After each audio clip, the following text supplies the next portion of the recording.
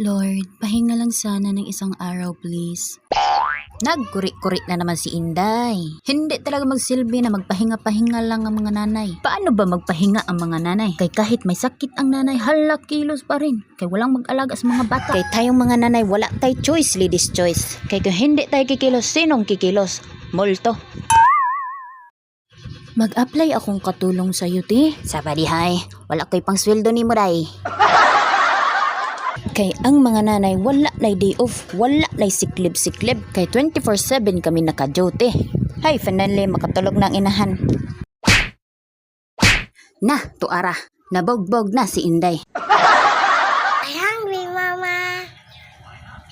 Agoy na lang ni mo buranday. Uy, Kain muna kayo ng tinapay, babe. kay hindi pa nakaluto ang inahan. Laban lang tayo mga day para sa pamilya. Kaya kung relate ka day, share mo na. Daghang salamat sa panonood. Bye!